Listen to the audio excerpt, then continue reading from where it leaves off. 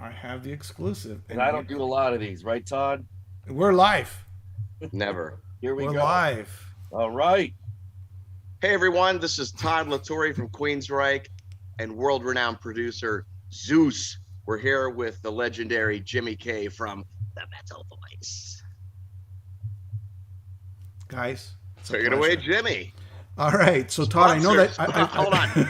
Sponsored by Todd Rejoice in the Suffering. Wait a second. We got a whole bunch of albums to sponsor. And you know what, guys? I'll show you this right off before we begin. I know it has nothing to do with Queensrÿche. I just got this, okay? This is like insane. It's Ronnie James Dio Holy Diver. Oh, cool. It's like the reissue remaster. Look at it. It's like a book. Oh, doesn't it have, I think it has another new mix on it. Yes, it does. Fantastic. I just a little product placement, and thank you very much to the team that sent this out to me. Just want to say thank you. It's beautiful.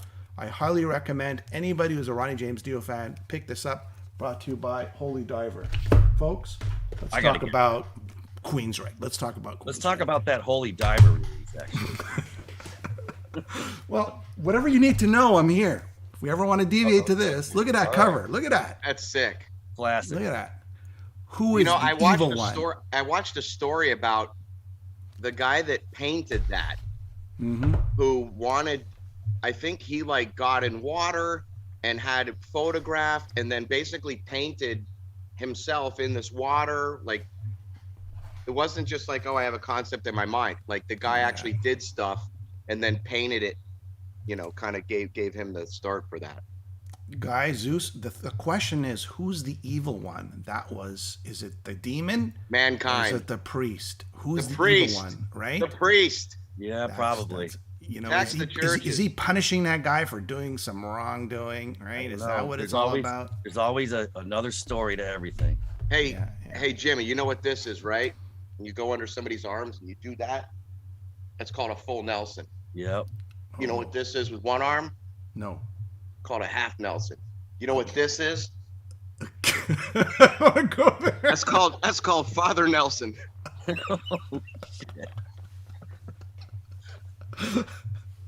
Zeus, it's a pleasure having you on the show. I hear this is an exclusive. Getting you, look, you're in the production chair there. I see all the lights flickering behind you. Todd has graced this room before, and when he had the cast. Yes. Who else is recorded in that room? Well, actually, this room, not too many, actually. Some of the guys in Heathen have been in here. Some of the guys of Revocation have been in here. But this is my home studio. Hatebreed. Yeah. Well, I mean, I've recorded all those people, but not necessarily in this room. You know, Yeah.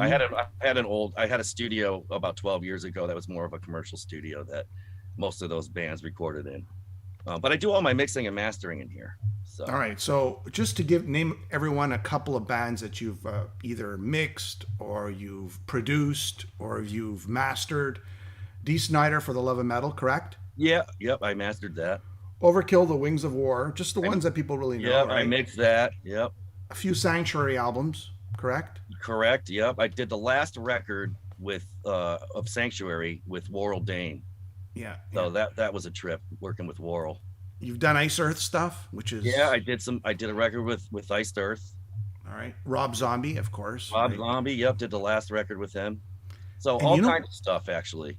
One album that I think that I really always loved, and I didn't know it was you until I looked it up yesterday. It's Huntress. Starbound Beast. Yes, I did Starbound Beast. And that was a special record too. I thought that they were super unique. And Jill Janis just had a unique voice and a unique take. She was almost like the female Ronnie James Dio on that record to me. Zenith is probably the all-time one of the greatest videos and one of the greatest songs ever recorded and performed. I don't know if you've heard it, Todd. Zenith by Huntress. Buddy, after this show, you put on that video. It's everything I love. You know, great music, very Iron Maiden-ish in a way, but still its own, right? Yeah, I'll check it out. All right, guys. Really cool band. I guess, Todd, we could both ask Zeus some questions. Sure. Oh, boy. Yeah. I guess we could just kind of riff off. And I want to start off with, for people who don't know what the producer's role is today versus yesterday, I mean, in the olden days, he used to be the guy who had the big budget, arranged the team, sort of. Sometimes he was very hands-on. Other times he was very sort of shadowing the band in a sense. But what is the producer doing today? When somebody says, hey, Zeus, you're the producer of this album, what does that mean? Well, like you were just saying, back in the day, you could start off with the producer just made sure the schedule was running good and got the band to the studio on time, made sure that they had food, all that kind of stuff. Like almost like a manager, or delegating roles to the engineers or whatever. Right. Yeah, that kind of stuff. Then it started to turn into, okay, now you're working with the songs, but you had an engineer, right? So he would work with the Beatles. They had an engineer that was also kind of like a producer, but then they also had a producer that solely worked on the songs. And then it kind of, not to say changed, but morphed. And it all depends on who you are. Sometimes you're the producer working with the songs, but you're the engineer as well. So you got to be the guy that's figuring out all the technical stuff with the equipment and the mic placement and the choices and getting the sounds that the producer, and the band want to achieve. But you're also the producer, so you can kind of cut down the time with getting to that goal. Okay, so do you have snacks for Todd? That's what I want to know. Do you have snacks prepared for Todd? Eddie is the snack guy. Okay. If you ever wanted to, you refuse to make any snacks for Todd. That's what you're telling me, right? No snacks. Okay. So anyways, the way that I did it was I just tried to learn how to do it all at one time. So when a band hires me, they talk to me about what they want to do, and then all the way down to here's your physical CD or whatever. But also, let me interject, because Zeus lives in the New England area out of Massachusetts. He was in heavy bands as a guitar player, but he also plays bass. He does some key stuff. But having a producer that can actually grab that guitar and say, what about this chord? What about this progression? If you don't play an instrument and you're trying to say, well, it's hard to translate that idea to a musician when you're not one. I don't know how to show you, but I hear it in my head. Zeus is able to take that instrument and actually play those guitar parts and be like, oh, or hey, when you're going dig it in, dig it in, dig it in, what if you went dun get it dun dun dun dun dun dun dun dun dun dun dun.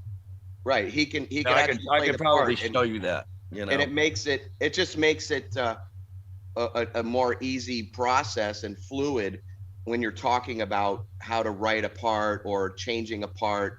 And I don't know how many producers out there also are musicians. I'm sure many are, but I know that some aren't. Yeah. And I think that's also an added bonus as well.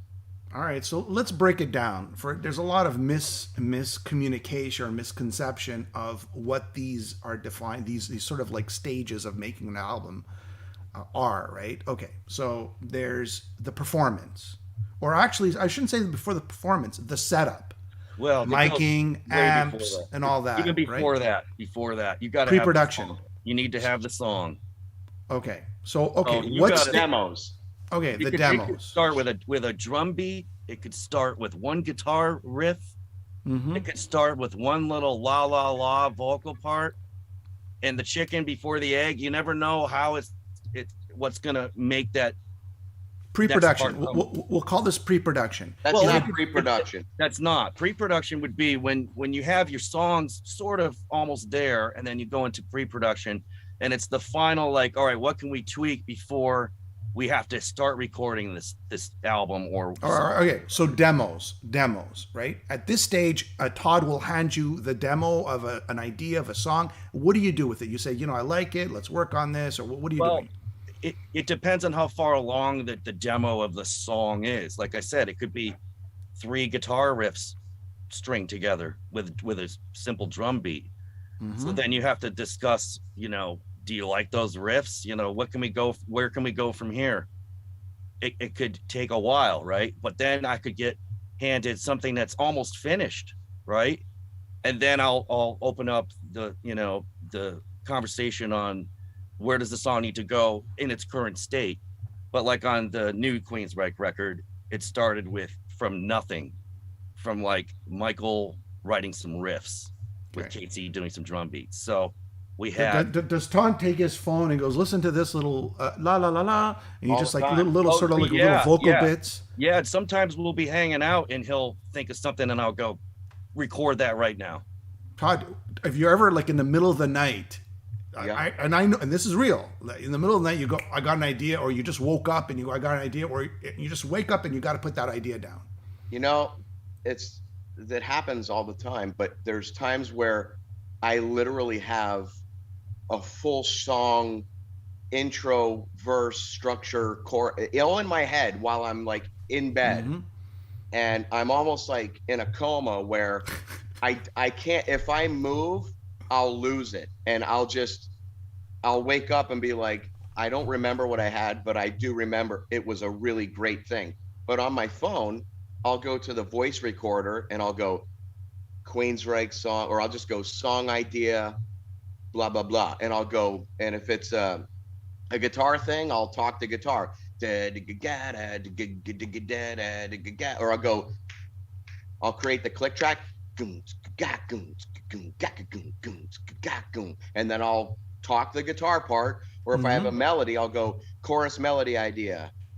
Like one of the songs we did. And I'll right here. hum the melody, or when we're songwriting, Zeuss will say, get on there and just blah, blah it. And I'll literally have to go up there and go, go ahead, Zeus. You have a little. I have one on my phone right here. Let's hear this. Let's hear this sucker. Let's go.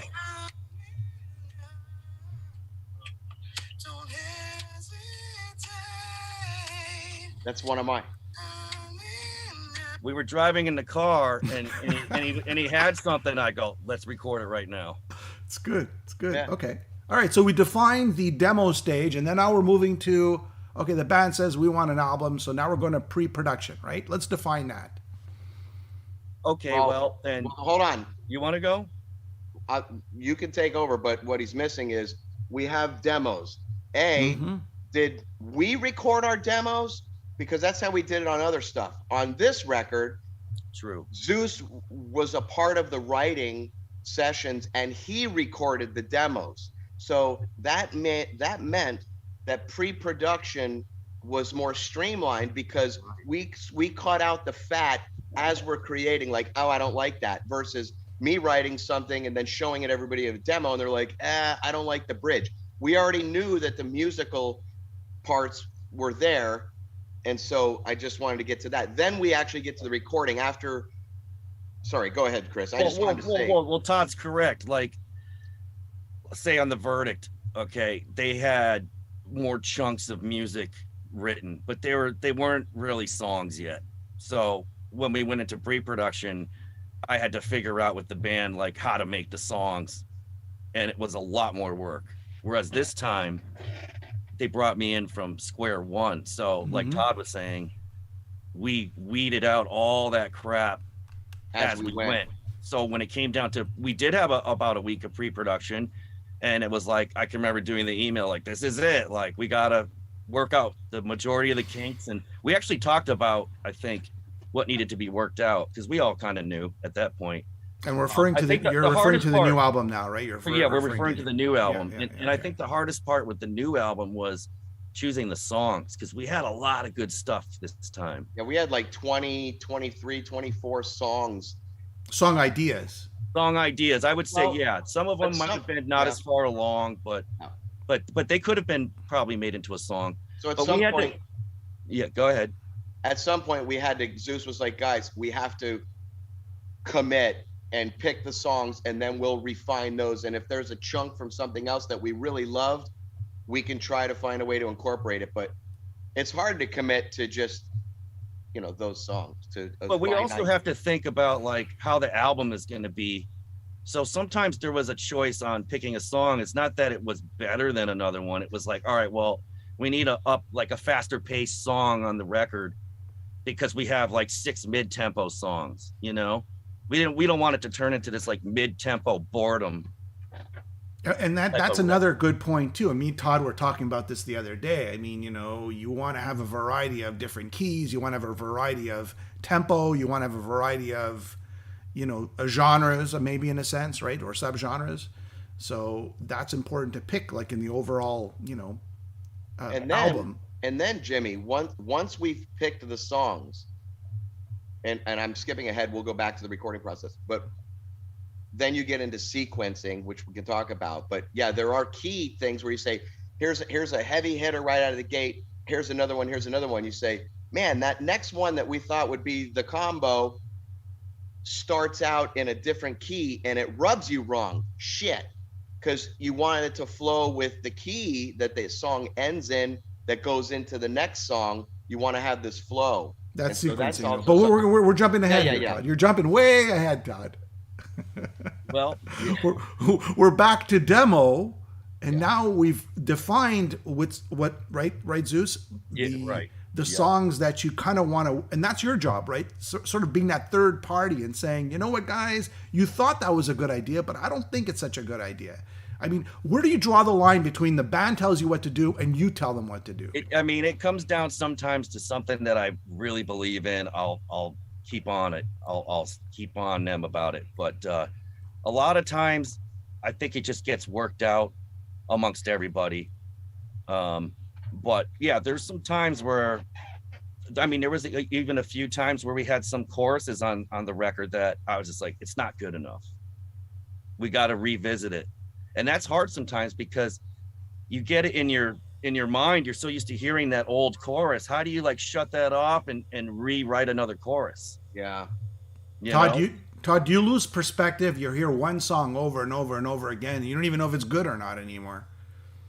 Sometimes. Sometimes, but you know, when something is good, it hits you in a special way, and if the next day or the next day or the next day or a week later, you're still like, nah, man, this is solid, then you go with it.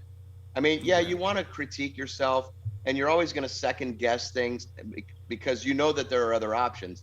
But at some point, you got to put the paintbrush down and go, this is the best I've got for this. And you just fucking move on. Yeah, you got to accept it and move on because you can always write another song. You know, there's a Canadian band here called Tragically Hip. And they created their own studio. And they go, we were going to create our own studio back in the day, and then we'll have all the time in the world to make our album. But what they realized was when you have all the time in the world, you're never done. Zeuss, is it important to have a start and a finish date on a project? It is. It gets to a point where you gotta have an end game. Even if you're like at the, you know, the burning the candle in the night. I've worked with some musicians where they're still working on their stuff. Yeah. I'll tell you what. When Zeuss was down here, right before we went out on the Judas Priest tour, all his stuff was packed, and we were doing rehearsals in Tampa. I was still cutting vocal tracks to finish up some loose ends, even some lead vocals. Like the night before he had to tear all his stuff down. I mean, he went to bed at 3-4 in the morning. It was like down to literally the last second. Yep. Because the record label has a deadline. There's a lot of stuff that goes involved behind the scenes, not just, well, we'll put it out whenever we want. Well, there are deadlines and commitments and tours routed around a release date. So if we didn't put this thing out, we wouldn't be doing the touring that's already scheduled to support the record, yada, yada. So there's a lot of things involved. Deadlines are good. Deadlines are good. You have to commit to it. But obviously, if you know that it's totally not ready, you got to say it's just not ready. Which we've done before. You know, so when you get to a certain point, like on this record, we knew that we could complete it, but it was just going to be down to the wire, you know. all right, now you're gonna mic stuff, and you're gonna find the amps and the sound, the tone of the guitar, and maybe the sound of the vocals or the drums, right? So now you're into sort of, we'll call it pre-production, getting into the studio, or fitting everything so everyone sounds the way they want. How much is that you, and how much is that the band? So Todd, Todd, I want you to sing in the bathroom, to get that extra acoustic, or we don't do that. Well, it really, like, we all discuss it together, but I bring up, they kind of default to me because I'm the one that's got to figure it all out with the equipment and what's needed and all that stuff. But like this time, we did some pre-production, or I'm sorry, not pre-production, some writing sessions in a mansion in Clearwater at Hulk Hogan's old house. I remember that. Yes. Yeah, I think you might have did an interview. Yes. So we were like working there, and they have this huge ass room that's just simply amazing. And I said to Todd, I was like, we have to do the drums here. Yeah. This has got to happen. Yeah. We need to make this happen. And the kind folks that own the house let us go there to record the drums. But It's probably some of the best drum sounds I've ever gotten. And by the way, to all the jack-offs out there that think they're fake or they're all sound replaced, trust me, there's a mic on the top and bottom of every drum. There's so many microphones and mic preamps for each mic, and everything is dialed in. So you wouldn't waste all this time doing all this miking if you're going to replace it. So everything that you hear is totally 100% legit. real. Yeah. All right, Todd, before you answer this next question, and the question is going to be, did you participate in sort of the drumming? I know you're a drummer, you're an accomplished drummer, but wait, don't answer yet. I just want to ask everybody, I know that's watching, okay, where are you watching the show from? What city? What country? We would just want to say a quick hello. But Todd, answer it as people get typing. I'm sitting in my garage in St. Petersburg, Florida. Mm-hmm. And that's where I'm from. The question is, sorry, I should let me rephrase that. Where I'm at. The question is, no, I'm asking the people watching. They're saying Julie's in Indianapolis, Rob is from Burlington. Oh, I thought they were asking. No. Pepe is in Norway. We got Ben in Greenwich, New York. We got Dennis in Oregon. We got Intel Jen watching at home in Baltimore. We got Manik in India. My apologies. Go ahead. Rain on Your Parade, Portland, Maine. Christine is in Pennsylvania. Jeffrey is in Cornelius. Kev is in Michigan. Rick is in Alabama. And Cyrus is in London. And I'm going to ask you the question now, Todd. You're a drummer. You're an accomplished drummer. Last time on this album, I believe you did the drum work. Did you feel? Did you do any of the drum work on this album, or was it strictly Casey? It was a 100% Casey.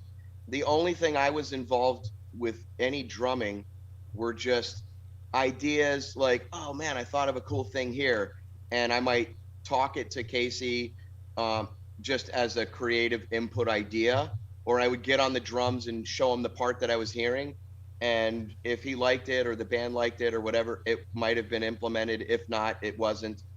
So I did not play one single drum hit, nothing. This is 100% Casey.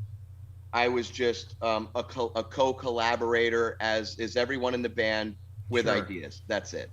Got it. Zeuss, when Todd steps up to the microphone, do you want him to find his own voice, like more than to sort of fit into that sort of Queensryche legacy sound? I mean, you can say it. Just say it. Absolutely. Because what I'm hearing off the new song, Forest, I'm hearing like it's 100% Todd LaTorre. That's what I'm hearing, Exactly. Like talking about the new song, like I had him re-sing the chorus, like towards the end. That was one of the things. I thought he could do it better. I thought he could do it more intimate. Am I right or wrong? Yeah, especially when it went to the pre-chorus, the I can feel you all around. I was doing it a little more full voice, and he wanted it more breathy and soft. And so we went back and re-sang those parts. We changed the microphone from the normal mic that we use to another mic. Just a different one that just is a little bit more delicate with picking up stuff. It's way more delicate, and it gives you that just really intimate, up close, like you can hear the saliva in your mouth if you move your mouth. Like it's so sensitive. Yeah, it's crazy. That when you're doing that breathy, you can hear the air. And we wanted that spacious quality, for example, on Forest and all the BVs, it created this different sound that the other mic, very airy. Yeah. But no, back to the original question. Like, I mean, I think from the first record that I worked on with Queensrÿche to the new one, I think he's come into his own a lot more on this one. Just from being in the band longer, you know, and just the way the songs were written and what was called for and all that stuff. But absolutely. You know, and I'm going to say something about this new song, Forest. It kind of threw me for a loop. That's the kind of music I like. I like, you know, when bands go out of the box, and Zeuss, and maybe you want to weigh in. The band did go out of the box, and it created. And actually, I liked the song when I heard it on audio, but then when I put the video on, then it was more impactful. It just brought it to another level. It shows the story, yeah. You know, there's loss, and I think Todd was telling me there's a connection with all the fans, you know, about that loss. Everybody's lost somebody, right? That song came together, was kind of magical. It started with just Michael had a guitar progression, and whenever we were reviewing the songs, we would come back to that and I'd be like, man, that's what were we calling it? Lioness. Yeah, Lioness or something. Every song had weird working title. Yeah, we don't go song 1, song 2 because you'll never remember. So Lioness. Yes. We always have there's always another name for a Queensryche song. So anyways, I remember we started working on that song again, and everybody was present and the ideas were just flowing out. It was crazy. Like even the there's a piano part that you did. Yeah. And it was when we were demoing and he's like, I got this idea for these notes, and we just, you know, like it's just magical. You know, the original song had this thing, and I had Michael's guitar with a slide, and I did the that you kind of hear in the intro. That was for like another structure of an acoustic thing we had going on, and Michael was like, yeah, I really like that. And then as we were working on the pre-chorus, the I can feel you all around, Casey came up with that melody he would go da da ba ba da. So the drummer becomes the singer, I see, right? Yeah. Hey, what's going on here? See? So everybody in the band has like some sort of musical sense of other people's instruments. So it's not like we all just participate. And that solo, man, that Michael Wilton solo is great. Is that like a key change right in the middle of the solo, or what is he doing? He's going up a third, or what is he doing there, Zeuss? I don't like right in the second solo. There's a key change there. I actually at one point that part was longer, but that was all vocals. The vocals used to be twice as long. Right. So Michael, we said, hey, what if you play the guitar part? What if you play the vocal part on guitar and then I answer you, and we just shorten the vocal into half as long? So that became the guitar solo, and the vocal just became a tag. Just like a little passing part. Yeah. So everybody who's watching, what do you think about the new song? Is it a sort of a nice, because there's those hardcore fans, right? Those hardcore Queensryche fans who are saying, you know what, always, you know, Queen of the Reich kind of tune. Yeah, right? But there's also the opposite, and we've been hearing it for years. How come you guys don't write like a Silent Lucidity type of song, or a Roads to Madness, or it's always something? And you know what? We always kind of chuckle as we're like, all right, we'll give you one of those. Yeah. So and it comes around, but then the same people, there's that group of people that gotta talk shit. And then they talk shit about it's like, well, you were just asking for that for years. Or they'll ask for it, and then you give it, and they're like, this doesn't even compare to blah, blah, blah. Yeah. Who does Todd LaTorre think he is? Cool story, bro. Show me your songs. Yeah, let's see what you got. Let's see what you can do. or what you've written. I gotta, you know when they say everything's been done and everything, all the same chords. When you listen to this song, you say, you know what? Something new has been done. I mean, of course it's metal, of course it's hard rock, of course there's sounds that you're familiar with, but it's a new, it's a nice song. It's a really nice song. You know what I got to touch on this. This is one of my favorite songs on the whole record, by the way. Yeah. What I love about this song is the space. Zeuss will be driving in the car, and it'll be satellite radio, and it'll be,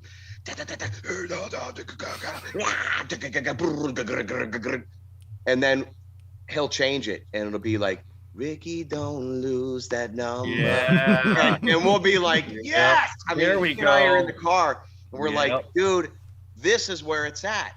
It's spacious, it's mature, there's layering. It's not linear and on 11 the whole time. There's peaks and valleys. And in love, not that sometimes you don't want to hear. We love 11. that stuff. We love that stuff. I love that kind of stuff too, but sometimes it's like, all right, enough of that. Right. And so this song to me has space. It's a mature piece of music. It's simple, but it's very effective. It's profound. And I love the spatial qualities about it. To me, is just such a refreshing change from the constant sing high notes or chug the guitars, or like, that's all fine and good. But the beauty of Queensryche is the backyard is pretty big, and we can do stuff like this. And it's not, even though it might have thrown you for a loop, I get that, but it's not. But a good loop. But it's not. But it's still within. It's still within the boundaries of the yard that we have. Right. And a lot of another great thing about the band is that I could suggest something really weird and odd, and it would still work with the band because they've done so much in their career with experimenting and trying things, and they have a lot left in the tank. Let me tell you. So. You know what? I'm a huge Pink Floyd fan, and the space on Dark Side of the Moon, and Wish You Were Here, and that's kind of that's there, right? I mean, but then you have Todd's voice that changes it up a little bit, right? But still, hearing those deep tones of Todd brings it. Todd's really very versatile as a singer, Zeuss. I mean, he is. Like we actually have these games where. I'll call out a singer or a song and he'll do it. Like to the T. Okay.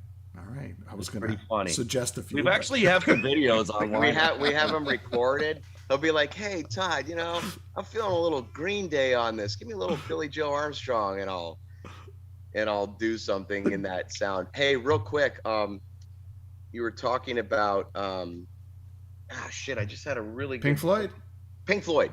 So if you listen to the song like Us and Them, right? It's us and them. Every man. I'm singing in a falsetto, breathy voice. So is Gilmore. It's not this loud, full. There's a reservation. There's a softness, and there's space. And for me, this is a little reminiscent of that ballpark that I love so much about Pink Floyd, and that Queensryche does.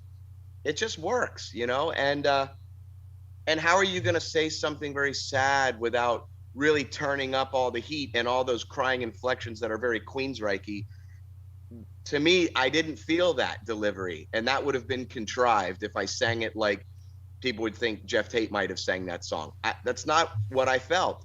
I sang that song and we delivered it exactly how we felt it. So it is very authentic in that sense. Zeuss, how does this, in contrast to In Extremis, am I pronouncing it right? In Extremis. So tell me about, the performance in Extremis versus this song, like a Forest. Well, he just answered that question, kind of. Okay. Like, right. But I want your answer.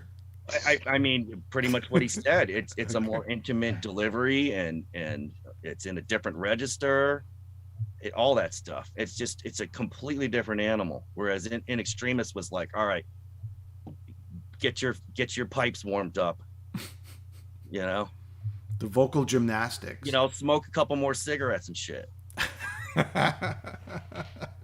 Like Todd, get that shit going.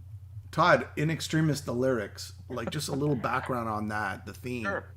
So that song, again, you know, I write dark content. I don't usually write happy sounding stuff. That song is about being on your deathbed and you're in the hospital. Your hearing is the last sense to go when you pass away. So it's about being, from their perspective, they think that you're not responsive, that you probably can't hear them, that you're laying there, they're talking to you, but you're not responding. So it's inside of your head, all of these, you know, if you push on your eyeballs and you'll see this kaleidoscope of color. And it's kind of like, so when I say prisms will deceive you when you start to fade, do not fear. Prison, no longer strangled by the rules of the game because you're about to leave this world. That's what those are about. In the chorus, it says, by my side, come closer if you can. I'm near the end. Say goodbye. I'll still be listening. Don't you cry. So it's as much as people be like, oh, this is just generic metal 101. These are people that need you to not only feed them, but chew the food for them. You have to peel back the layers of the onion. Queensryche is so much deeper than just scribbling some words down. And I don't need to tell you everything what every line means. That's part of art. You figure it out. I'm not going to do the work for you. But that song has a profound meaning. A silent room, that's the bridge. A silent room with solitude, playing your final hand with nothing more that they can do. Do you know where you stand? In other words, you're terminal. Now it's palliative care. There's nothing more they can do. How were you as a human being in this world? Do you have regrets? Will people remember you fondly? Will they speak well of you? What's your legacy as a human being?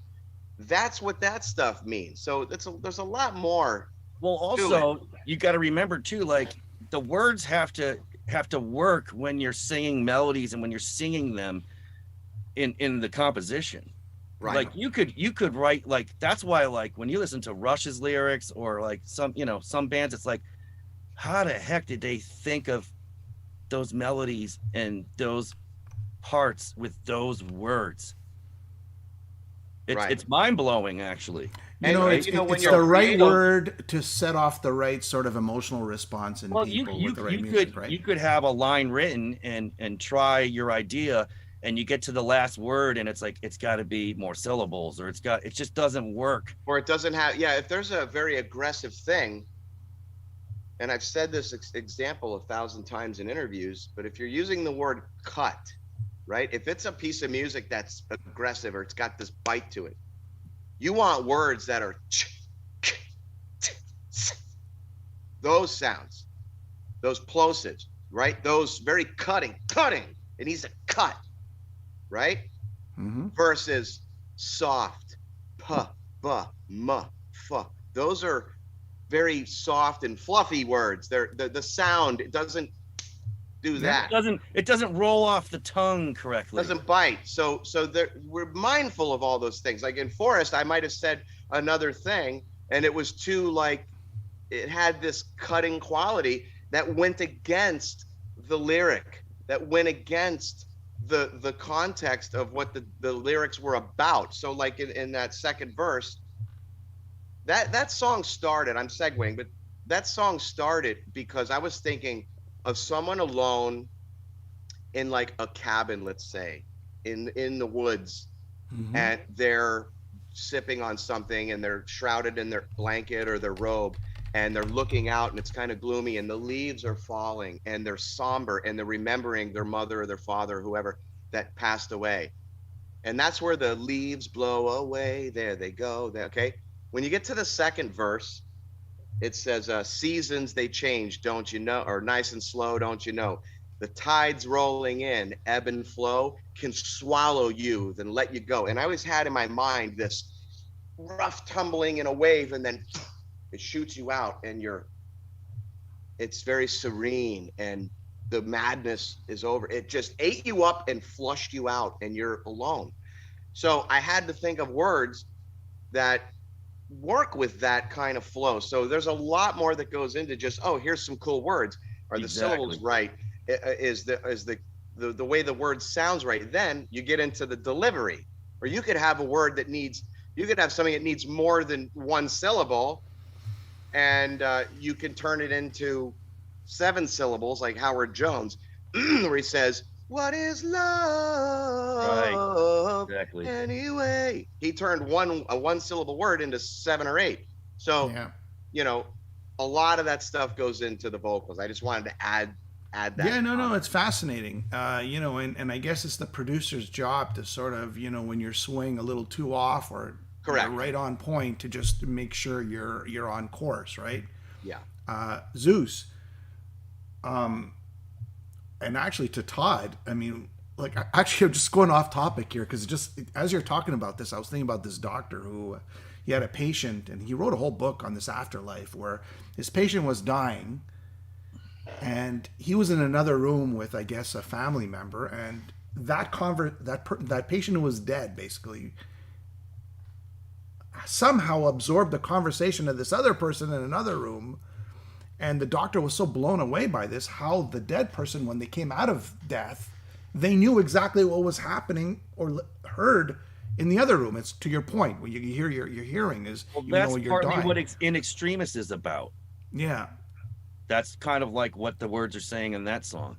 Yeah, like I can still hear you. But I know you're taking it a step further and saying they were pronounced clinically dead. They're pronounced clinically dead, where that patient, and I guess maybe I'm not setting this up right, there's a patient in one room that died, and the doctor who was seeing that patient went to talk to, let's say, the family member in another room. And somehow that person came out of it and was actually able to recall repeated the combo. conversation of the other person in the other room.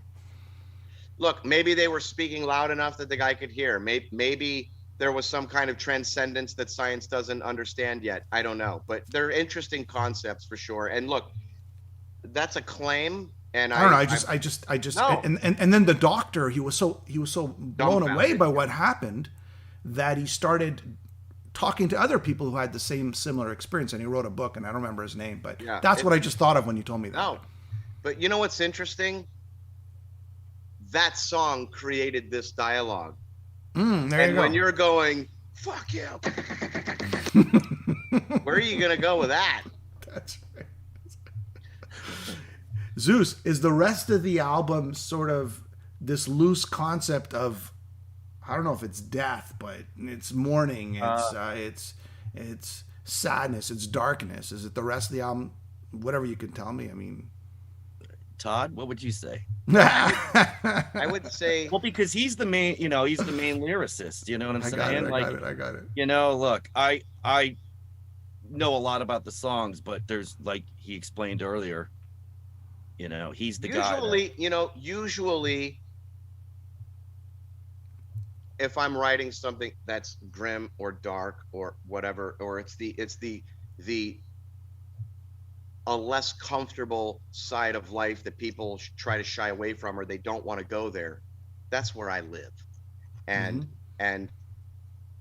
there are a lot of times I will approach it with this, not a pessimistic way, a very pragmatic way, but then it will evolve into, there's light at the end of the tunnel. And Forrest, it says, help me find a way through this maze of misery, lost without a trace, yesterday's a memory, but whatever. Then it says, come see me in my dreams.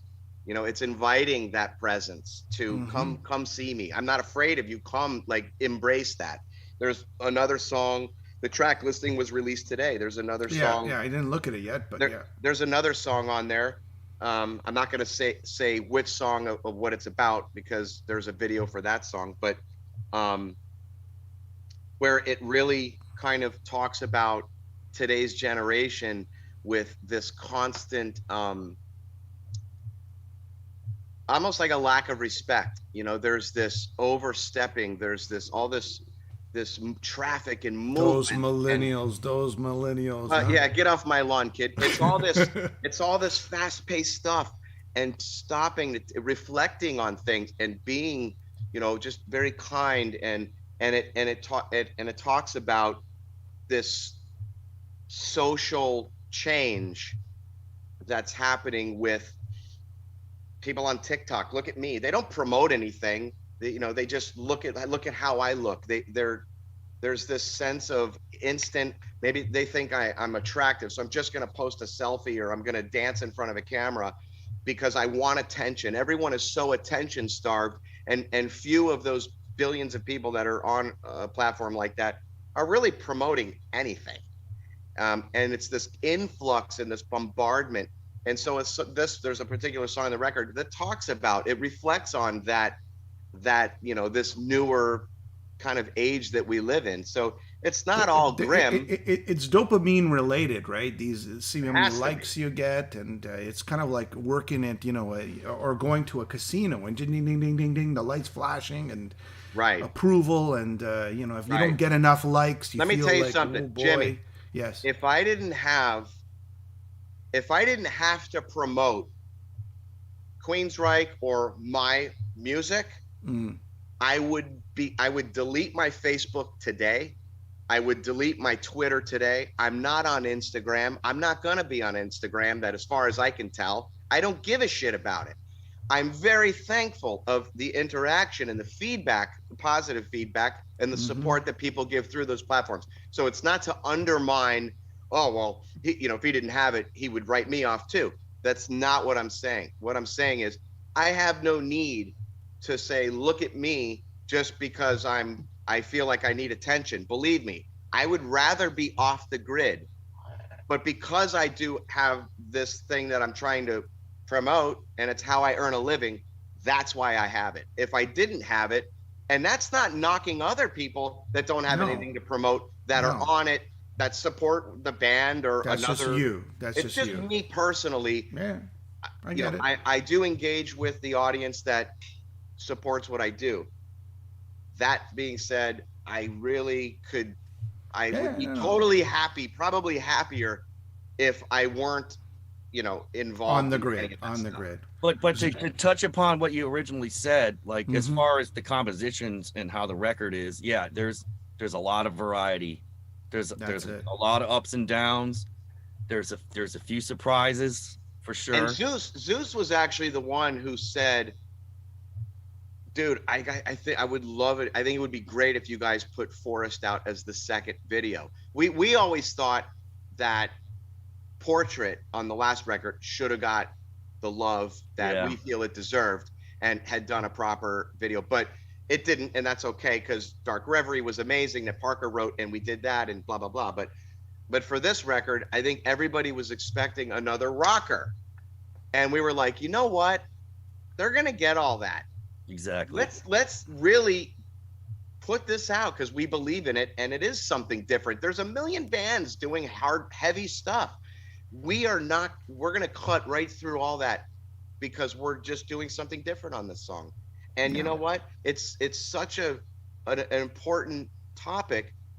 I'm blown away by the support and the feedback. People are sharing their stories. I just lost my mom 2 weeks ago. I buried my 15-year-old daughter a year ago. All these stories that people want to share, and they're grown men. Man, I'm crying as I type this. Thank you. You really, this is. That's what music's all about, man. That's what it's all striking about. a nerve, right? Bingo. Zeuss, okay, we've moved from the demo stage to the pre-production stage to the performance that you're trying to get out of each member, right? Yep. How hard do you work them? How hard do you work as hard as I need to, honestly. Like, look, it's not about like making somebody I always say this, do 50 takes when you have everything you need, and you make them do 50 more for no reason. Was old school. You're gonna. Well, what is it gonna achieve? It's just gonna burn somebody out, make them frustrated. It's like, I need these people to deliver on multiple songs and days and days and days. Yeah. I don't need to be like, or obviously if I don't have what I think we need, like I'll definitely make somebody do it again for sure. Or we'll do it another day. Like if I say, dude, right, like if I notice his voice is starting to go, after a long day of singing things. How many hours would I be singing, Chris? I mean, you could be singing 4 or 5 hours at, all, continuously. Yeah. Wow. And that's a lot of singing. And when we don't just say, oh, we're just going to try to fix this. Like, no, we try to really nail everything you're hearing is we got to do that again. It's just not good enough. Yeah. There's only so much computerized techniques you can use. I'm saying, even if you wanted to. Yeah. But we're very authentic on Queensryche records. That's good to know. The drums are real, right? Not like they're not. They're real. Yeah. That's good to know. Totally tell you that. And I know, Todd, there ain't no auto tuning. I mean, if I don't know if you punch punch constantly punching and stuff. Sometimes he nails a whole thing. It's perfect, but it just depends. You know what I mean? All right. Tell them about the guitar amps, Chris.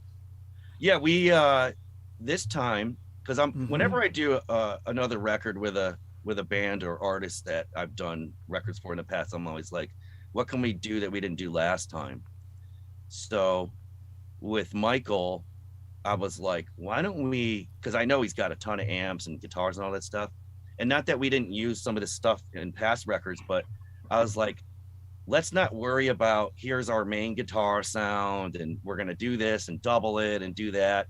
I was like, let's just bring in a bunch of stuff, and however we're feeling for the song, let's try different things. So he started, it was actually very fun. He started bringing in all his old Marshalls and all his old classic amps, and there was a story behind every one. He'd be like, well, this is the one that I used on The Warning, or this is the one that I used on Rage for Order. And I'd be like, there's little grease pen marks on the knobs. And I go, are those the settings you had like when you did that record? He's like, yep, they're still on there. So it's kind of creepy.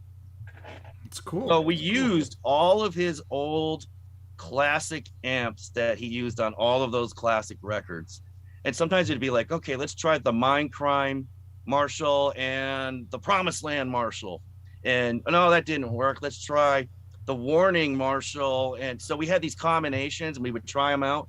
And, sometimes depending on the tuning or whatever, we were using different guitars on different sides. And so it was just, it was fun, but it was also something different, and not worrying about, like, on the Verdict, it was more, we had our sound for the most part for say, the rhythm, guitars were. The rhythm guitars were like, okay, here's our sound. And that was, consistent throughout the record, which a lot of times that's what I do.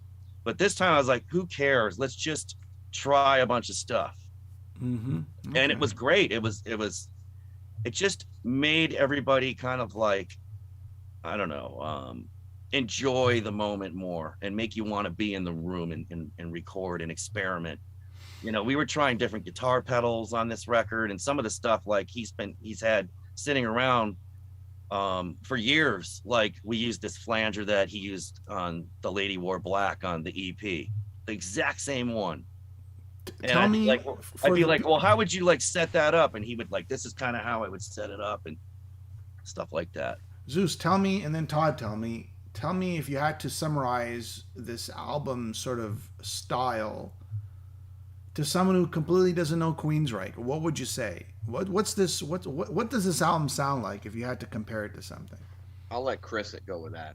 You go with that. I mean, I would say it's, well, to somebody that's never heard them,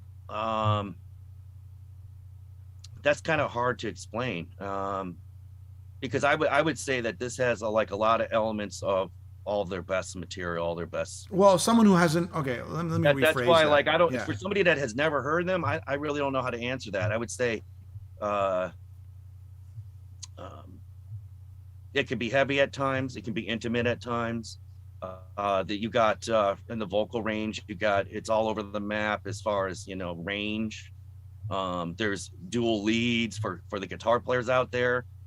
There's really some classic Queensryche dueling harmony solos. But he's saying, for somebody that's never heard it before, So that's Who's why never heard, this is very hard to answer. So I'm trying to answer. Yeah, it is. For the guitar nerds, yeah, there's dual solos that are harmonized.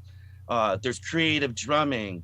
Like I said, the vocals, thought-provoking lyrics, right? Yeah, there you go. I mean, I really don't know what else to say. Yeah. Todd, what would you say to someone who's never heard of the band?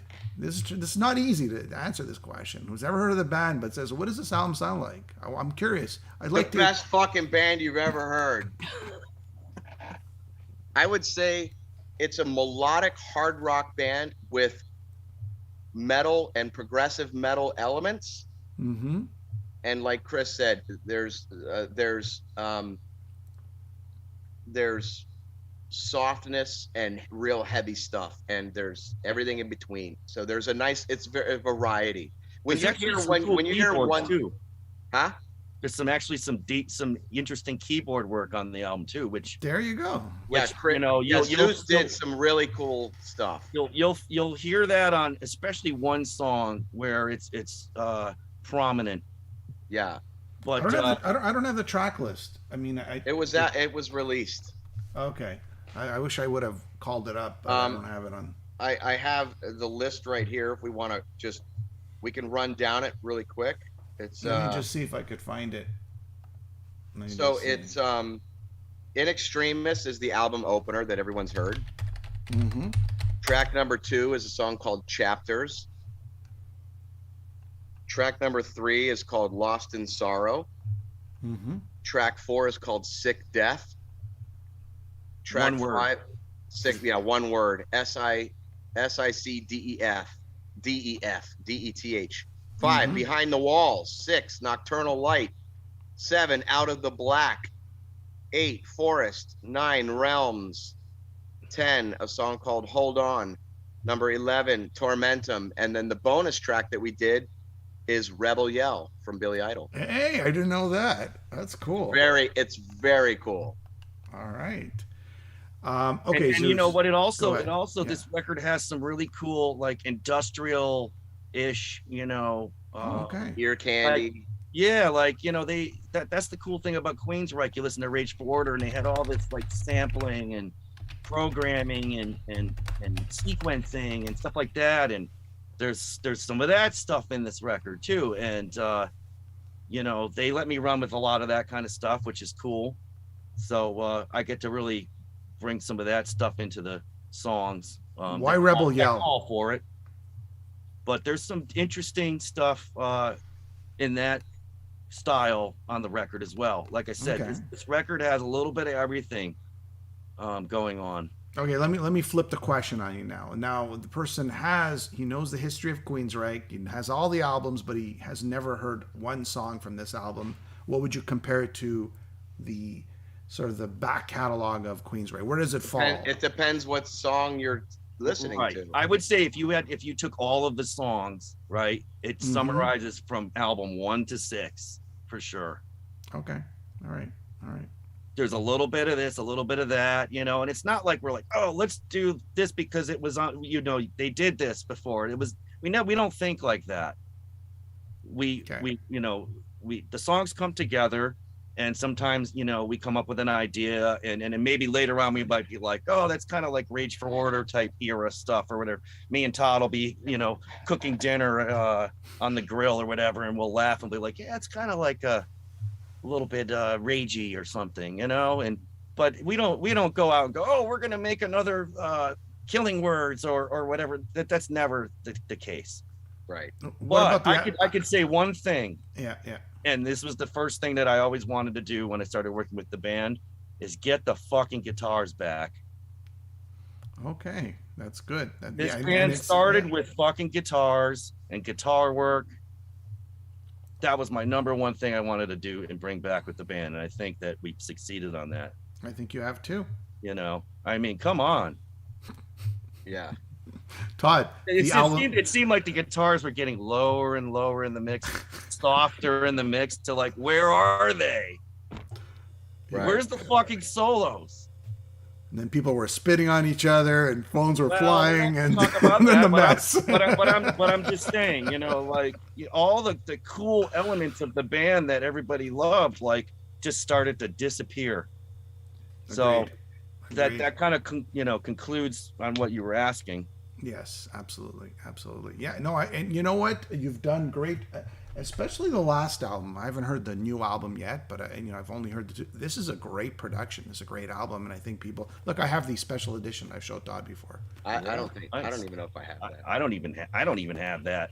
I don't know. I just saw it in the store and I just bought it. That's actually really cool. Yeah. But what happened? What's inside it? Well, I'll open it up. There was a little. Let's see that.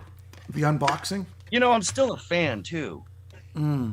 Okay, so that would be the verdict, the album itself, right? Okay, yep.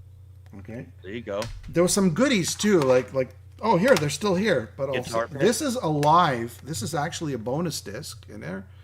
And I Dream of Infrared and Open Road and okay, yep. Acoustic recording of the first two. Right, yep. And then 46 Degrees North, Mercury Rising. I didn't know that was. Oh, wow. Desperado Maruto. Oh, Espiritu. Desperado. So those are. Hey, all right, Jimmy. My Greek is better than my Spanish. You want to know? You want to know what those songs are? Yes. Okay. So there's more. There's more, and then there's Queen of the Reich, Enforcer, Prophecy, and Eyes of a Stranger. Okay. Well, there was 3 on there. Okay, that when we did the Condition Human record, they had all kinds of bonus songs and stuff. So that's fine and dandy. But for the longest time, for years after that record came out, nobody had heard 46 Degrees North and what's the other one? Espiritu Muerto. Yeah, Espiritu, right? And the other one, Mercury Rising, which I really liked. And those 3 songs I liked those a lot, actually. They were cut, when we had to think of the sequence, which we're going to probably talk about. But I would always go to the band, where did those songs end up? And somebody said, oh, one of them ended up on the vinyl release. And I'm like, it was a 7-inch. It was a 7-inch vinyl, I think, in Japan. Yeah, and then I was like, nobody knew they existed. Nobody knew they existed. They weren't even on YouTube. Okay? They're still not. Right. So, anyways. When the conversation came up for bonus material, I was like, we got to get those songs heard. Like nobody's even heard those songs. Yep. Yeah. So I didn't even know that was on that. So there's more. So we got the bonus disc and the disc. But wait a second, what else we got in here? You see that? There's more stuff. It's very exciting. I have a pin or a magnet. I think it's a magnet. From a refrigerator. But yeah. That's cool. I think it's a magnet no, it's a bottle opener. Oh. Isn't that it? A beer bottle opener. Is that not one? Is that not it? Look. Imagine carrying that around with you. Look at that. Hey man, look at me. Maybe it is a magnet too though. I don't know. Like what does this do?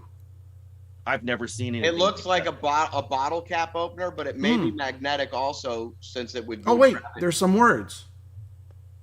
Yep, it's a what does it say there? Can you see that? I can't read that. I can't read it. Neither can I, because I can't. It looks like a bottle opener. Yeah, but something it says something opener. Does anybody see opener. That? Rob is saying should be a magnetic bottle opener. So I guess you open it and then the cap stays there, right? So there you go. Look at that. Look, there's more. Oh wow! There's more. Hey Todd, we need one of those, man. I know. There's more. Hold on. Look, a patch. That's cool. Yeah. And it does say Queensrÿche, not backwards, but because it's. Because I'm holding it like this. There you go. Look at that. Yeah, I don't. I'm gonna put it right here. I'm gonna sew it on and get my wife to sew it on right here. How about? It'll be like a Star Trek thing. Yeah. Wait, there's more. You guys want to see what's left? Yeah. Guitar picks. Yep. There might have been a guitar pick, maybe. I don't know what this is. Oh, here's the magnet. This is the refrigerator magnet right here. Oh, okay. At first, I thought it was like a piece of gum, but no, it's a magnet of some sort. Nice. It's nice though. So, and you know what? When I actually bought this, it was like $29 or something. So it was worth the goodies. Oh, that's worth it. I would have bought that for $29. Yeah, it wasn't like it was like $70 or something like that. Now probably it's worth a lot more than that because no one has it. I want it. Where were we? Okay, so Zeuss, you've got everybody. Now you're sort of mixing, right? Define mixing for everybody who doesn't know. I know, but it's taking. Okay, you have all your separated tracks: kick drum, snare drum, cymbals. Bass guitar. It could be 5, 6, 7 tracks of bass that combined make the final bass sound. You have all your guitar parts separated. Michael will play a little guitar part and there's a track there. All your vocal parts. You could have background vocals. You could have special effect vocals. You could, so could be 60 tracks of things. So then you have to combine them all into a left-right final mix that you hear, that everybody hears. Okay. And so how do you know, you have to place everything on the spectrum of sound, everything at the perfect volume so that the drums sound, where you think they should be relative to the guitars and the bass and the vocals. And then there's EQing involved, like something might need to be have more treble or more bass to it or whatnot, or more mid-range. And you have to figure out, okay, does that work on that instrument? And then you have to combine all the pieces together. So it's a very tedious and time-consuming and process. Okay, and here's my final question on the mix to Todd and to you. When you listen to music, when you listen back to the mix, is it important to have it on loudspeakers or headphones? Because you might lose something on headphones versus playing it in the car. Like you listen to it in the car and you go, that sounds good. Or I'm going to play it on loudspeakers in my house. There's difference, right? There's a difference of frequencies. It's all tested on multiple speakers, but there's limitations to certain sets of speakers where, like I'm not going to mix it so that it sounds perfect on my iPhone, like on a mono speaker that's filtered, because the low frequencies just aren't going to show up. So I'm not going to try to recreate low frequencies that don't exist on a phone just to make the mix better. So everything's pretty much mixed full range, so that when you hear it on a decent set of speakers or your car or whatnot, it works well. But then it's checked on smaller speakers, as you go down the levels and stuff. And sometimes you might hear things even on a phone that you didn't hear on the full range mix that you might want to check out and investigate. I've done that, and it's like, I never would have heard that popping out so much if something's missing, if I didn't hear it on a smaller set of speakers or whatever.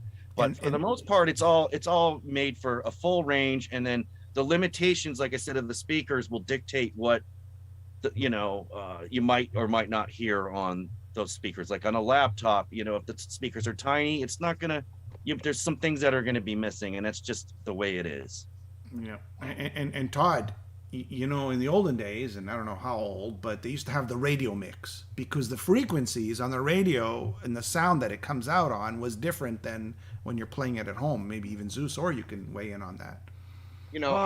I think that it's interesting because in today's world, people like to throw around, it's so compressed. And they're based on what?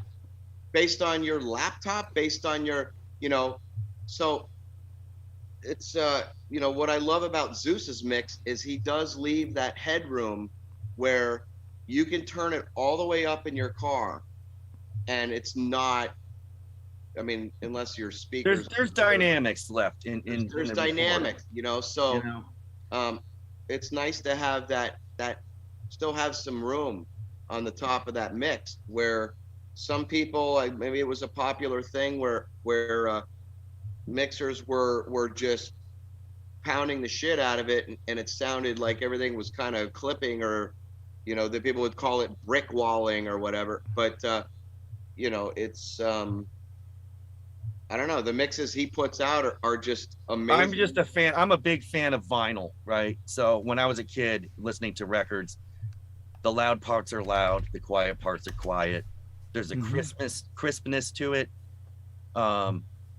Everything had its place. And then over the years, it got to a competition within the mix of like, as you compress it and turn and make it as loud as you can to compete against everybody else's stuff, you lost a lot at the same time.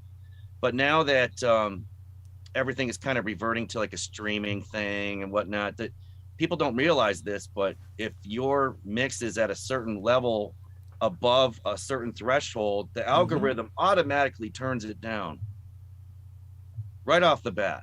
So at this point, what are you competing against when it's going to get turned down anyways? So, you know, there's a point where you still want to be up there with everybody else and all that, and make sure like it's not too quiet when you're listening. And that's more, and all this is more of like a mastering thing anyways. But yes, we like to have a little bit of room left where, like Todd said, you can actually turn it up in your car if you want it louder and it doesn't fall apart. Yeah, break, yeah. Here's my last question on the mix. Do band members only hear themselves selectively and always think they're lower than they should be? So Todd's listening to the song and he goes, man, I'm so low. And then Michael's listening to the song, man, why am I mixed so low? Is that why the producer has to be there to tell everybody, guys, you're perfect where you are in the mix? Well, I guess it depends on the band, really. I mean, I've worked on some records where I've had I call them more me guys. Like, they just want their shit louder, like you said. More me. Yeah, more me. Like, where's my fucking? I'll get the notes, and it's all their shit is fucking turn this up. You know what I mean? Oh, you're the drummer. Yeah, you want the kick louder than everything else. But anyways, Queensryche, it's never been like that. They know when it's right, and when something isn't heard, or is too quiet, or is too loud. Like it's an obvious thing where everybody can hear it. You know, so. They're actually very, you know, they've done this enough where when something's not right, they'll say something. All right. But for the most part, they trust me to make sure that it's all gonna work. Yeah, because I could see, you know, that is a common thing. You know, look at Live Evil, the most famous, you know, I'm too low in the mix, and everybody was arguing about that. All right, now we're moving into sequencing, correct? Sure. Yeah, we're going from mix to sequencing, and then we have mastering, right? Well, mastering and sequencing is kind of the same thing, really. It's all related. So I would say both of those things are the same topic. So talk about sequencing. Yeah, define that. Well, defining that is, okay, like, how do you want your record to open? Like, what's the first thing you want people to hear? Sometimes people are like, we need an introduction before the record starts, like a movie. You know, we need like an intro or whatever. Sometimes it's like, let's just hit them hard right off the top. Boom. Something fast and furious, you know, which is kind of like what we did on this record. You don't want to start with your ballad or your, you know, slowest song first. I mean, maybe that's been done. Maybe sometimes on a vinyl record, it might have ended up that way where that's the first song on the second side or whatever. But so you have to say, okay, here's the first song. All right. Now that goes into the next song. How do you want your mood to be when you're listening? And again, this is not skipping around per se. It's listening to the whole thing as a whole piece of work. Yeah. So what do you want? Say you come out of the gate hard. Like, what do you want next? You know? So. And how many seconds until that next song starts? Great point. Like, do you want to pause, or do you want it to be connected where, say there's a little bit of feedback at the end of the song and you want it to leak into the very beginning of the next song, and it's this one long, well, not long song, it's but linked. They're linked together, right? And then it's like, okay, you get to the middle of the album, like, all right, did you just have like 3 mid-tempo type songs? You know, you might want to pick it up. So you got to think about all those elements, and then you think about your closer, like what's a good climax for the record. Queensryche has always had like that one song. It's like, all right, it's the ender. So, you know, have we sort of overdone, or metal bands have overdone the intro song? I don't think so, because I have several records where there's no intro.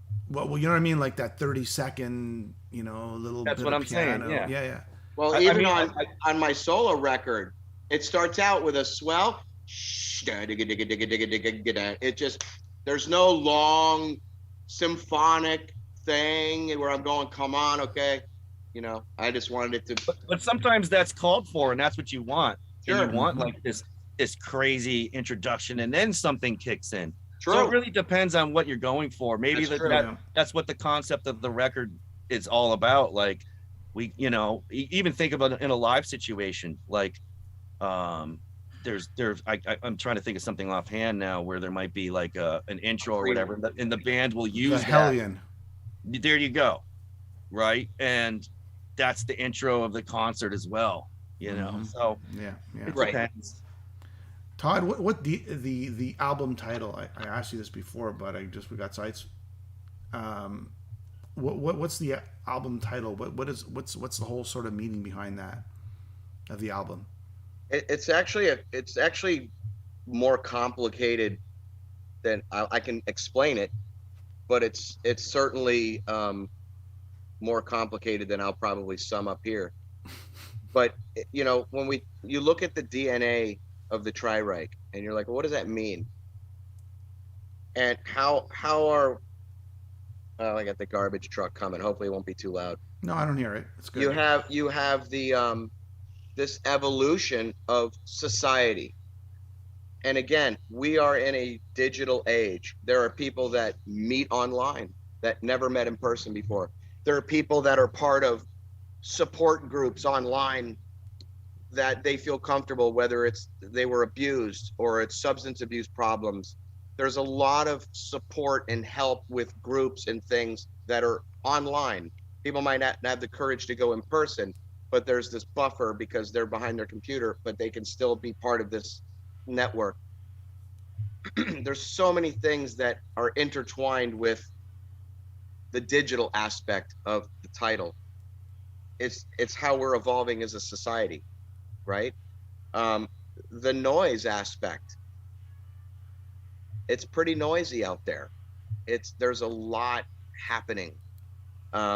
Social media is an example. Social media is a big example. If you took away the internet, what would the political divide really be like in the United States, for example? If you took away the internet, take away the digital age, and how much people uploading cell phone footage of riots or police brutality or people attacking police or all of these things that we are bombarded with so many times a day. There's a lot happening. It's a very noisy environment. And then the Alliance, we are Queensryche, and we are evolving. Societies are evolving. Again, I'm probably doing a disservice to the title right off the top of my head. But it's all encompassing of a very of society, geopolitical things, human nature, and the evolution of the human species and the human condition. And all of that is encompassed in the lyrics of this record. And that was one of the things we loved about the album title.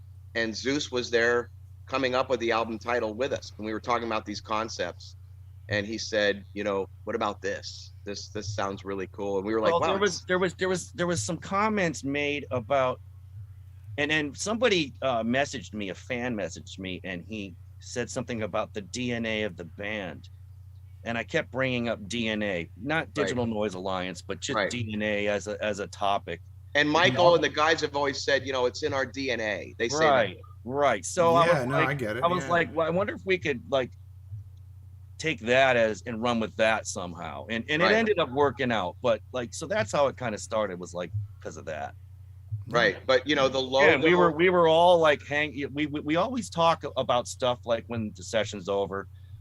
We hang out, might cook on the grill. We were in my backyard on my patio grilling out when the Digital Noise Alliance thing came to be, and we were talking about different artwork concepts, and one of the ideas was having this kind of Queensryche mothership brain with some strands hanging down, almost like a jellyfish, and the Queensryche was the pinnacle of evolution, and like a guy trying to reach the summit of the Queensryche as this thing.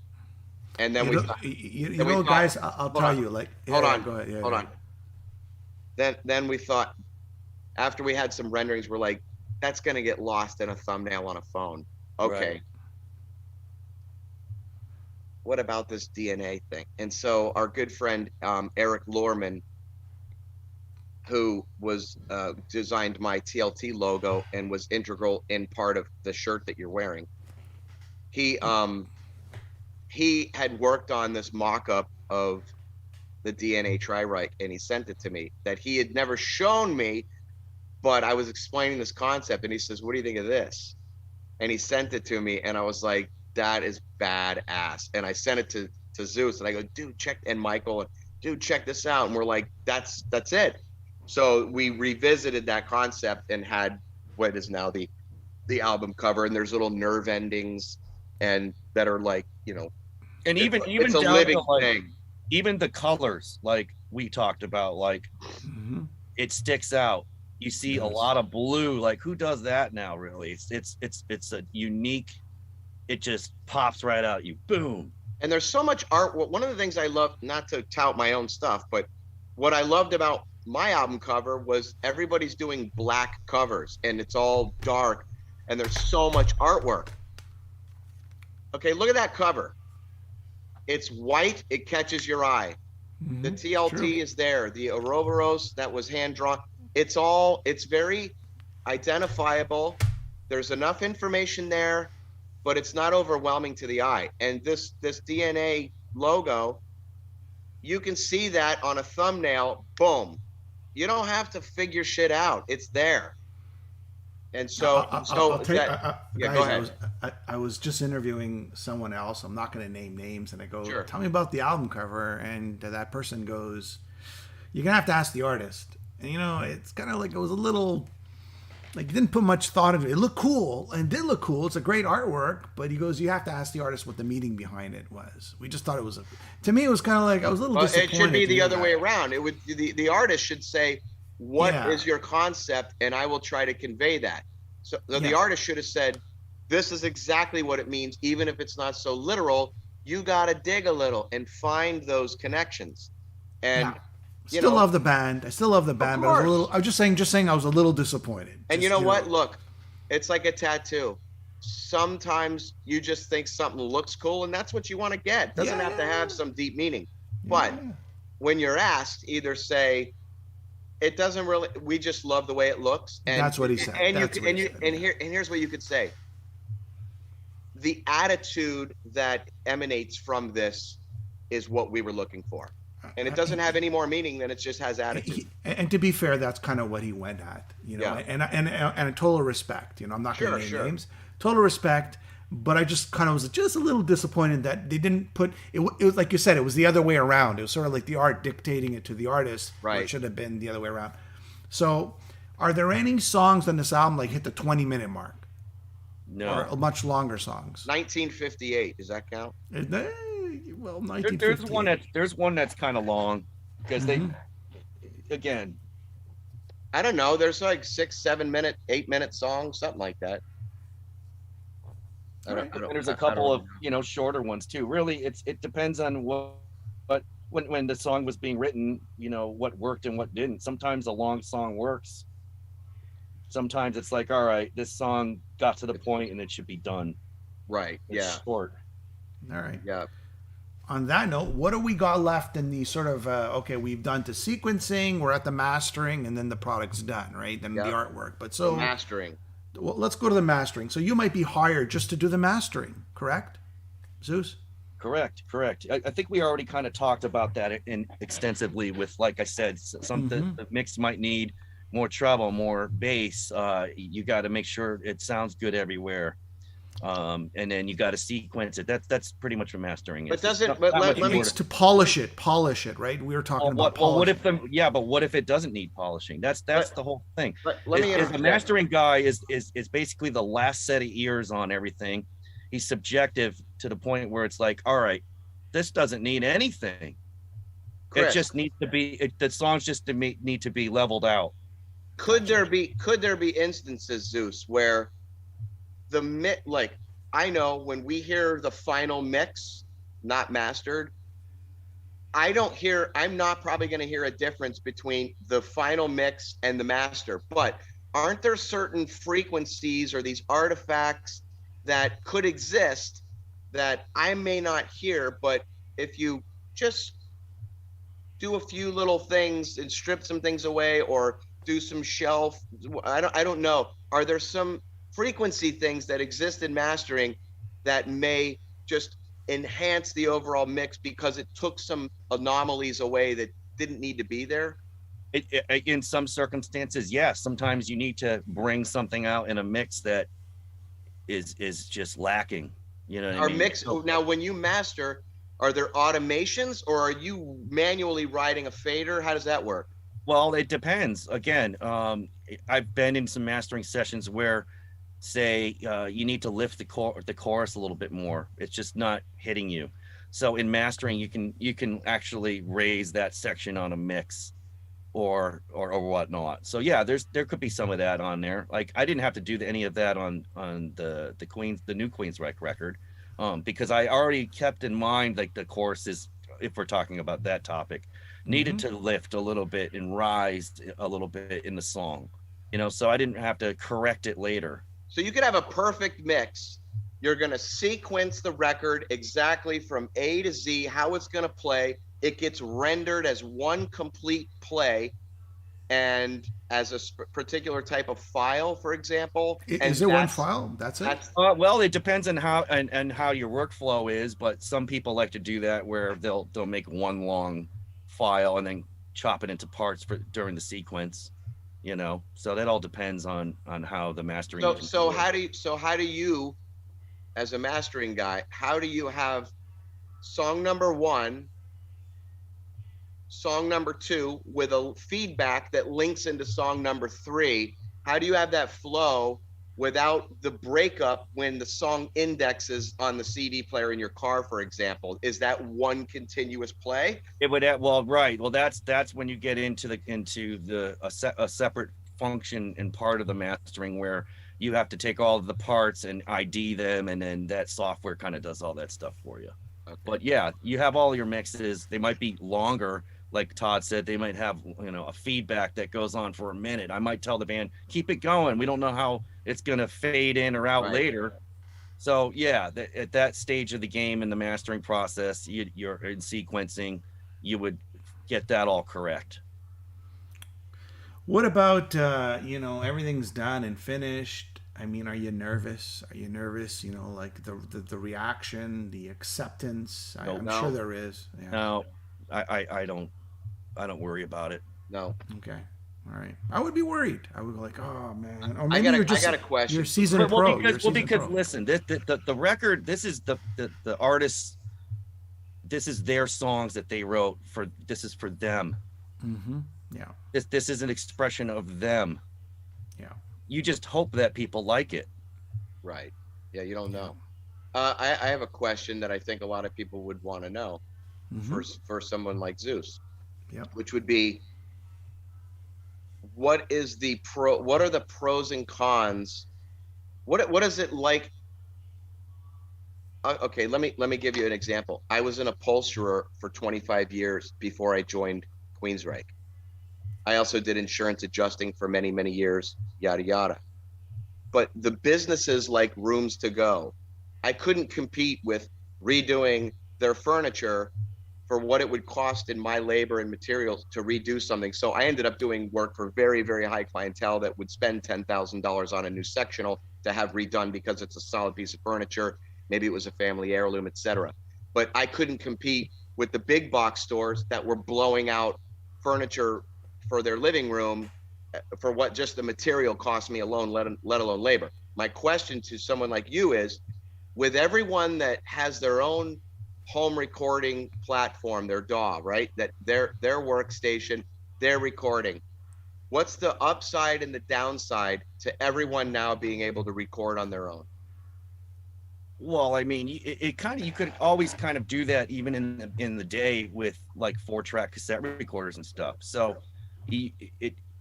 to a certain extent, you could still record your own material.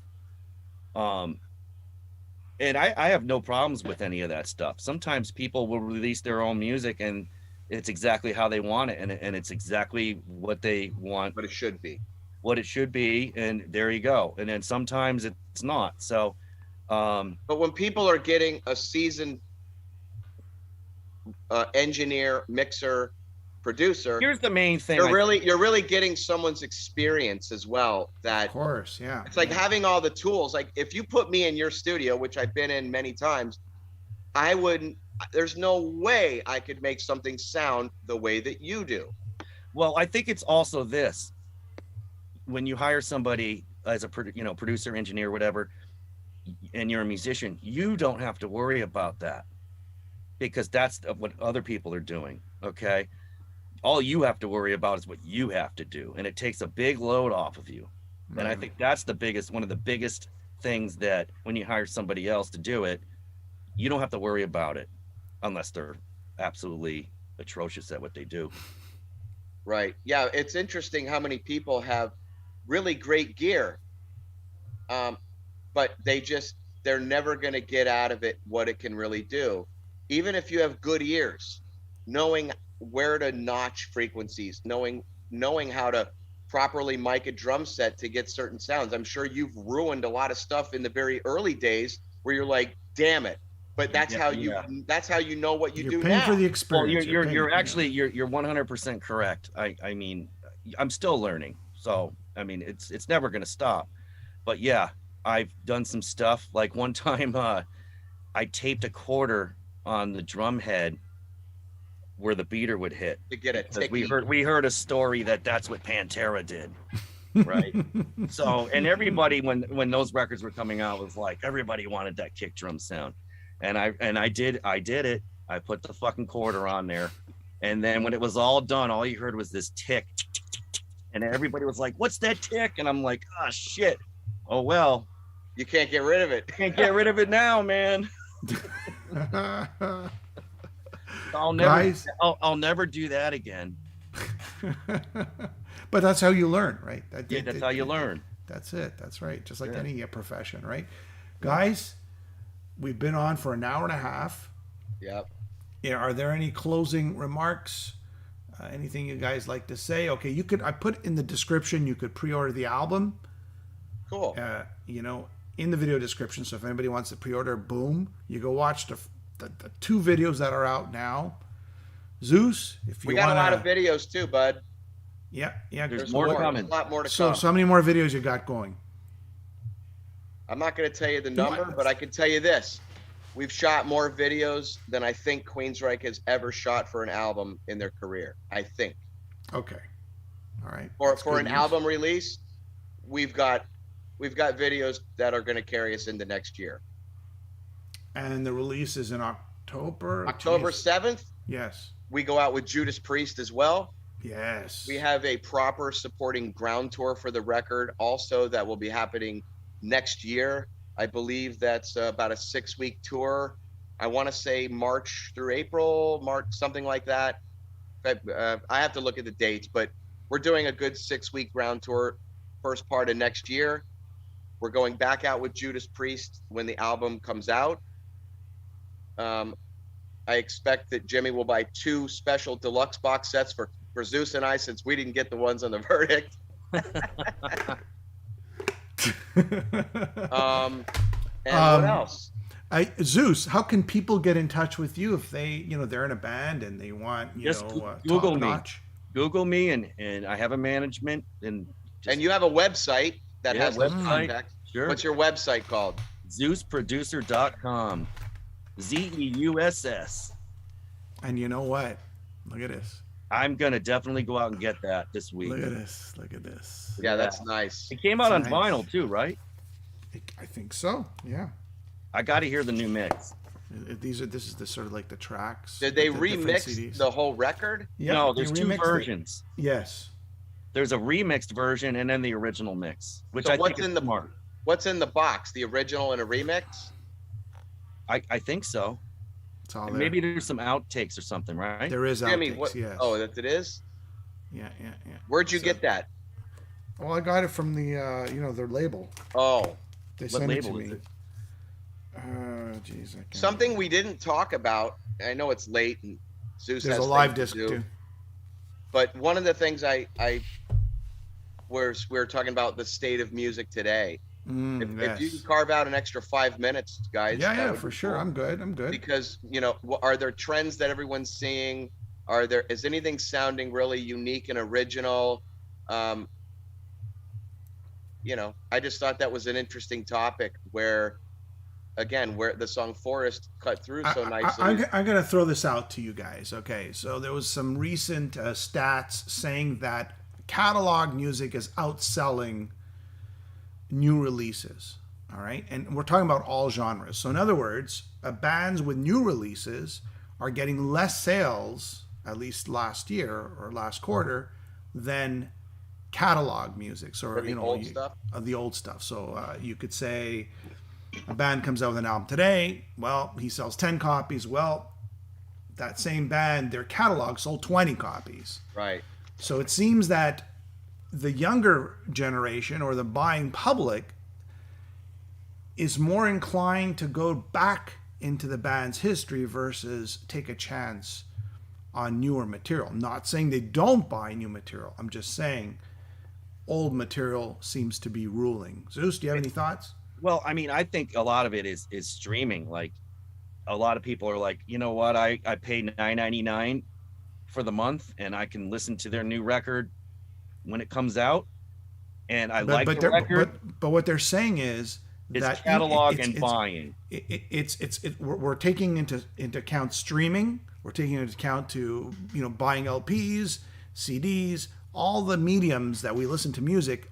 Old music or legacy music is more popular or being bought more and streamed more than new releases. I mean, I don't know the answer to that.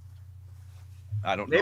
Maybe I think a lot of it, like I was just going to get into, is you can, and I know it's with the catalog and it's old. The topic is about the older music. I think that now that people might be discovering the older catalog because it's on those platforms now. Is it weaker music? Is the music weaker today? The songwriting, is it weaker than it was in the past? And not everybody. I'm just saying in general. I don't think so. I mean, I'd listen to some newer records from artists and bands that I think hold up very well to the old stuff.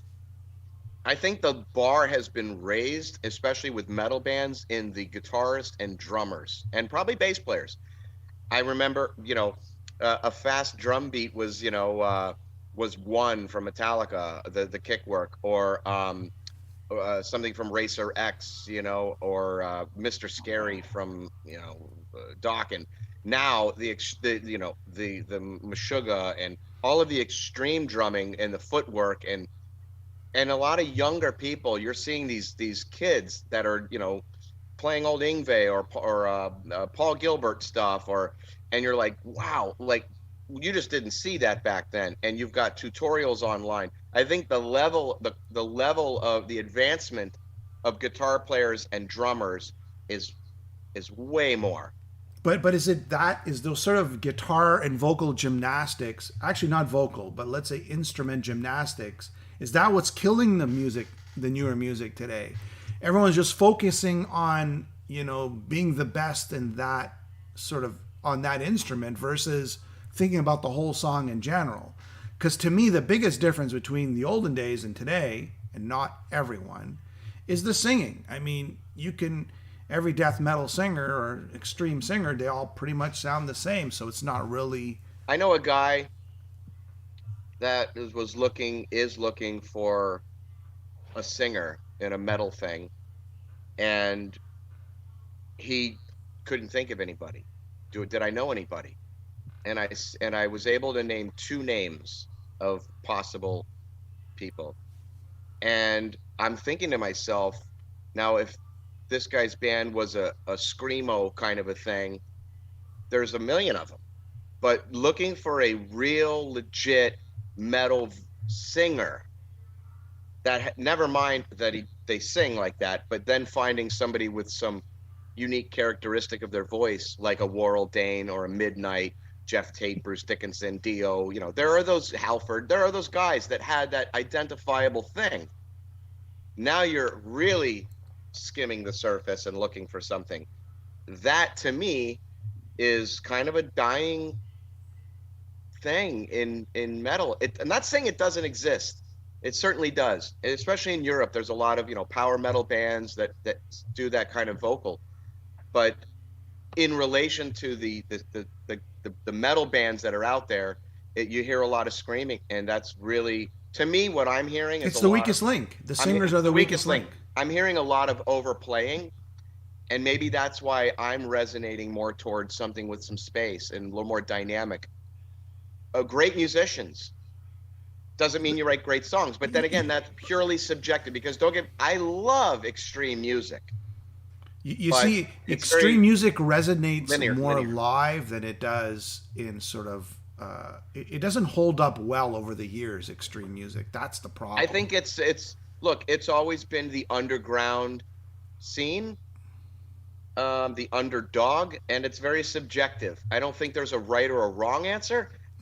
But I do hear, from what I'm hearing a lot of overplaying. But wait a second. There might not be a wrong or right answer, but the reality is there is a right or wrong answer, because if everyone statistically is moving towards the older catalog versus the new, not saying that they don't appreciate the new, but as a global population, they seem to always go back to the older stuff. And Zeuss, Clark says the biggest difference between the old days and today is the songwriting in general. How many bands today put out songs that are still going to be around in 20 years?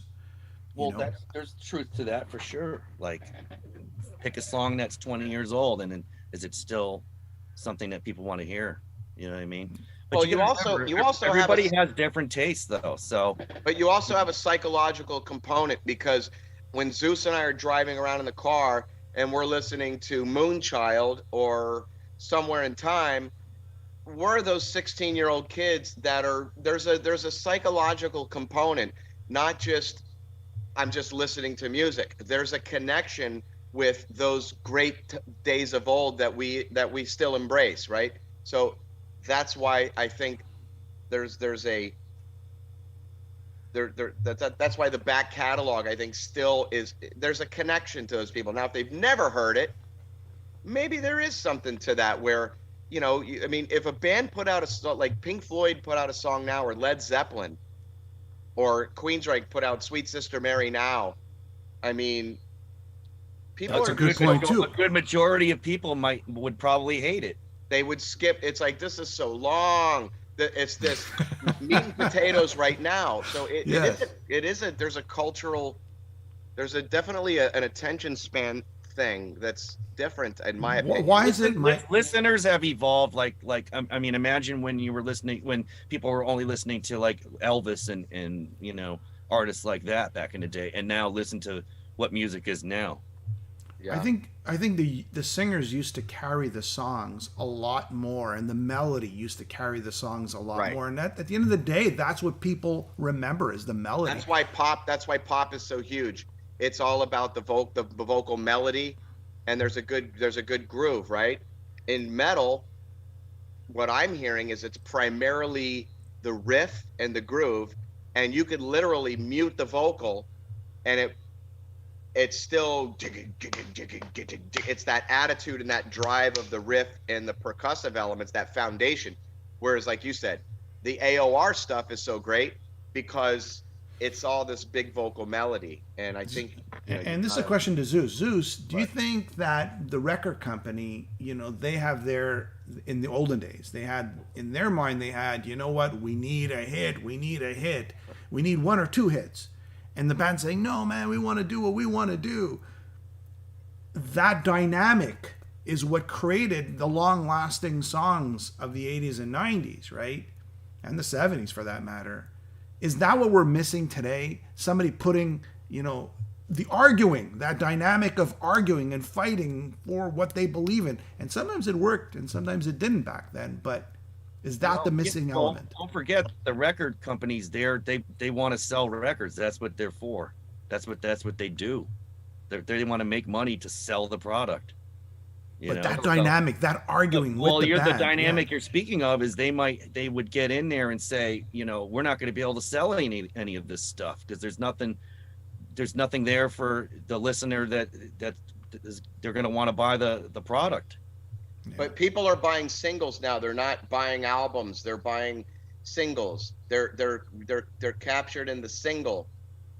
The people that are into albums are collectors.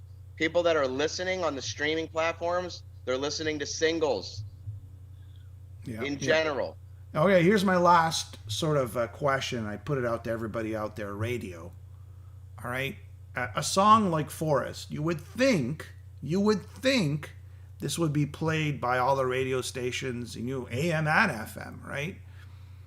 But somehow these songs don't end up on our typical radio stations, our 50,000 watt radio stations in every city.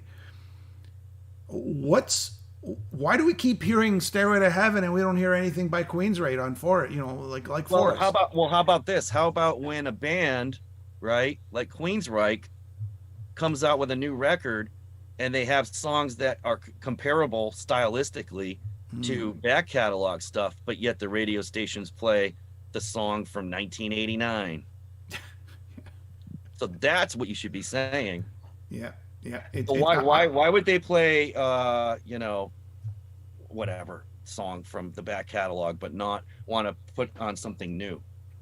You'll hear like Silent Lucidity played over and over again, but they'll never tackle something like Forest, right, which is equivalent, right? And you know what, that's why Add dollars. That's why the radio stations aren't what they used to be. And that's why if it's pop, it'll be brand new. If it's country, it'll be brand new. If it's rock, you got a tiny little handful of people that are getting stuff played on that. Not only that, you got the gatekeepers on Sirius or satellite or whatever, radio like that you got to play the game, and you got to schmooze, you got to pay money. There's deals with the labels or however that works in order to get your stuff played, unless you're in bed with the program director and they like you, and then they'll play your stuff. Strange how it started off as payolas. It started off with payolas, then they go, we can't have payolas anymore, and it became all ethical, and then suddenly went back there. Listen, it's still all bullshit, and people are gonna listen to what they're gonna listen to, and I don't even give it really any attention anymore as to, well, why don't they play our stuff, or why don't they play, certain outlets will play our stuff, and we're thankful, but the greater context of what we're saying is, if Journey puts out a new song, you're not going to hear it, and why not? But they're going to play, Don't Stop Believing or whatever. Right. And it's like, as great as those songs are, it's a disservice to the band that they're saying, oh, we love this band, here's the classic blah blah blah. If you love the band, you would help promote what they're doing now, because people are gonna take in what is pushed off to them, put out to them. So if stations aren't really promoting what the bands are currently doing, it doesn't help the bands. You know what it is? I'll even go one step further. They're all, when I was a kid, our local FM radio station, which was Shom FM, it was independent. It was a private company. And they would just go with what the people loved, because they didn't have to please, all the other markets. It was just one market here, and they pleased everyone, and when everybody went wild because they loved the music they were playing. Sure, they put a couple of hits here and there, and then as the stations got bought up in North America, they all became one. And statistically speaking, if we play Stairway to Heaven over and over again, the numbers seem to be a lot more steady than if we start risking playing some new music, right? Just in a nutshell. Guys? Yeah. Interesting times. We hit the 2-hour mark. There's so much great talent out there, and we're all just trying to make an honest living and have fun doing what we're doing. Absolutely. You guys are doing great. Looking forward to the rest of the album, hearing the rest of the album. Zeuss, phenomenal job. Congratulations on all the work that you do. It was a pleasure having you today and picking your brain. And Todd only says great things about you, by the way. He always speaks very, very highly of you. Just want to add that. Yeah, Right folks. Thank you everyone for listening and tuning in and supporting Queensryche and the things that I'm doing and Zeuss is doing and supporting the metal voice. Dude, you got a lot more new likes and following, on your page. So congrats to that. Your viewership is expanding really well. Yep. Thank you very much, and thank you Oh, everybody. and happy 46th birthday yesterday. 46. I love it. I'm 54. 54 yesterday. Yeah. We still got Right on, juice in Jimmy. the thing. Thanks for having me, man. All right, guys.